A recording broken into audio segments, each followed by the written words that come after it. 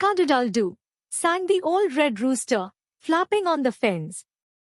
Beanu stretched, blinked, and grinned at the streak of orange peeking over the rice fields. "Good morning, brand new day," he whispered, feeling like the sunrise had been painted just for him. Have you ever been the very first person awake? It's like discovering a sparkly treasure while everyone else is still dreaming. Beanu sprang outside, barefoot. Cool, chocolate brown mud squished between his toes, squish squash, squish squash. A slow cow lifted her sleepy eyelids. Beanu saluted her with a giggle. He dashed past rice leaves glittering with silver dewdrops. "Race you to the pond, Mr. Breeze," he shouted, arms out like airplane wings. The breeze whooshed behind him, and together they zoomed toward the water, leaving a trail of tiny muddy footprints that looked like secret map dots. The pond rippled like a giant green mirror. Pink lilies floated on top, delicate as toy teacups at a doll party. Beanu knelt and whispered, "Guard my big dreams, little flowers." Then, splash, he leaped in, sending rings of water dancing to the edges. Can you hear the plopping plop? Fish darted away in ticklish swirls. Under the water everything was muffled and magical. Above, a kingfisher whistled as if cheering, "Swim on, brave boy." Inside Beanu's small hut lived Mom, Dad, and 5 lively boys. A rusty iron box rattled with only a handful of coins, clink clink. Yet laughter bounced off the mud walls every night. Beanu imagined his dream stuffed inside that box too, bright, bold, and bursting out like crayons in a crowded pencil case. He told himself, a skinny purse can still hold a fat future. Do you have a wish that feels bigger than your pocket? Beanu hurried to the scooter shop where he helped Uncle Money. Wrenches clinked, engines coughed, and black grease painted his fingernails like midnight polish. Some kids wrinkled their noses, but Beanu flashed a shiny smile. "Hands can get dirty," he said, scrubbing them in soapy water, "yet a hopeful heart always stays sparkling clean. When you finish a messy craft, doesn't your grin shine extra bright too?" Stars popped out, diamonds on velvet. Most kids snuggled under blankets, but Beanu laced up, well, nothing. He had no sneakers, only sturdy feet. Off he sprinted along the dusty lane, chasing his skinny moonshadow. Crickets chirped a rhythm, fireflies blinked like tiny streetlights. He felt the cool night air puff against his cheeks and thought, who needs fancy shoes when the whole sky is cheering me on? Could you run with the Milky Way as your flashlight? One evening a neighbor strutted by. "My cousin joined the Indian Army," he bragged, puffing out his chest. Beenu's eyes widened like 2 full moons. The words rattled in his mind, Indian Army, hero, protector. His heartbeat drummed louder than festival music. If he can wear that uniform, Beanu whispered to the wind, maybe, just maybe, I can too. A tiny spark of courage flickered inside him, and sparks, can start mighty fires. Forms had to be filled, lines had to be signed. Beanu owned no pen, so he borrowed one shiny blue ballpoint from his teacher. His hand trembled as he wrote his name, each letter a promise. Tick, tick, last box checked. At the army camp gate his knees wobbled, but he breathed in, puffed out his chest, and stepped forward. Sometimes bravery feels like borrowing strength from future you, just until present you catches up. Push-ups? Beanu pumped them out like a piston, 1, 2, 20. Sprint? He zoomed past the finish rope, chest heaving but eyes sparkling. The officers exchanged impressed nods. "Welcome to training, Cadet Beanu," they declared.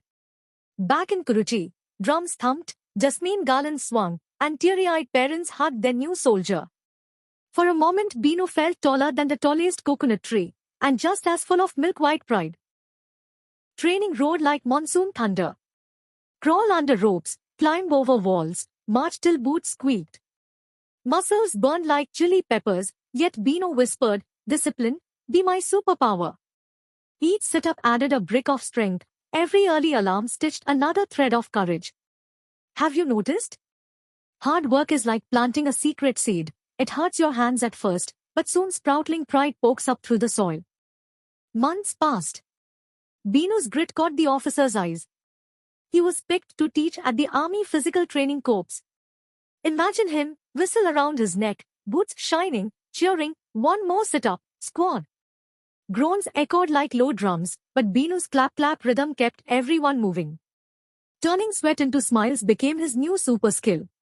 Guiding others showed him that leaders don't just shout orders, they light torches so others can see their own paths.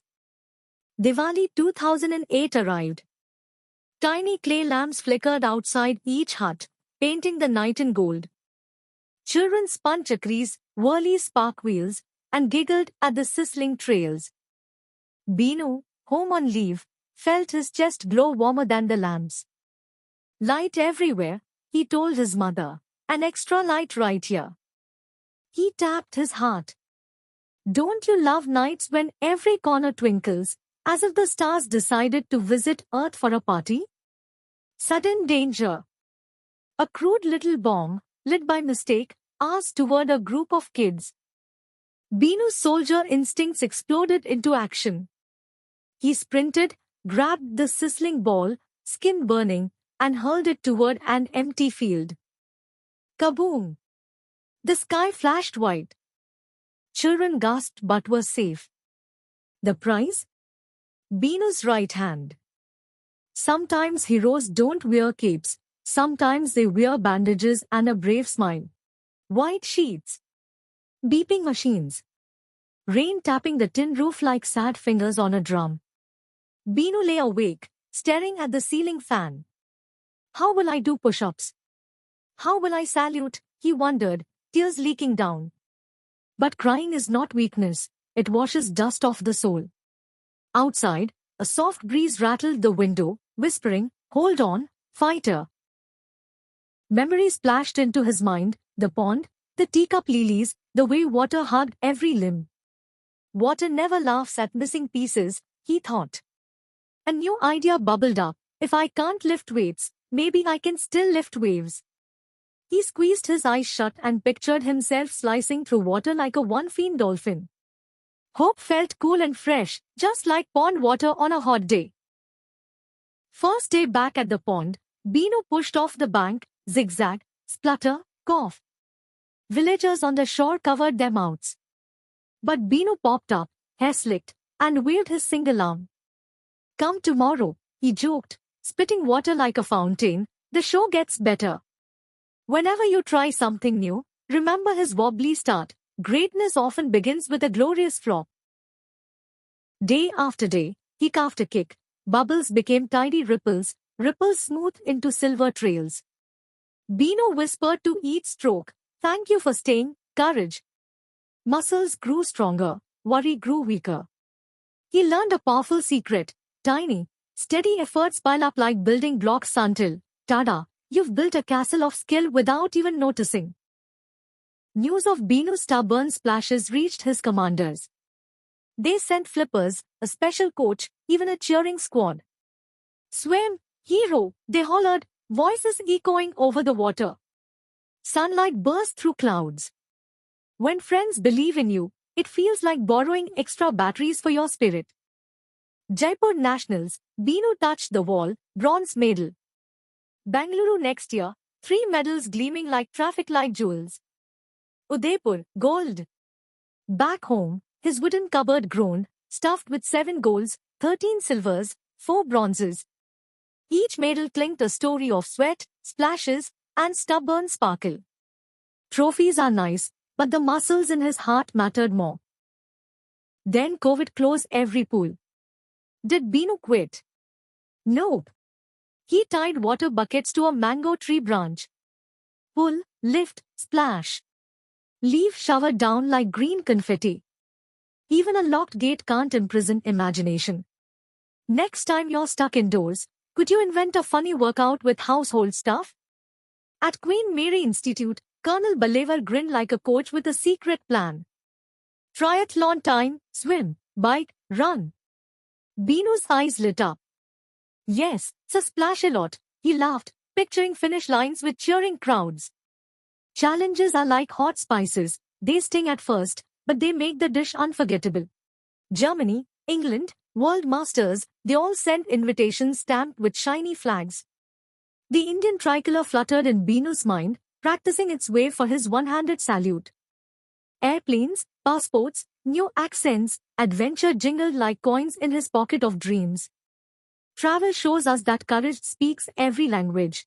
At a school visit, curious kids asked, "Uncle Bino, what keeps you swimming?" He tapped his chest. "A soldier guards hope," he said softly. "My pool is my battlefield, and courage is my sword." Hope, he explained, is lighter than a feather yet stronger than iron. Fill your backpack with it, and no journey feels too long. Stormy thoughts will someday knock on your window, boom boom, trying to blow your dreams away.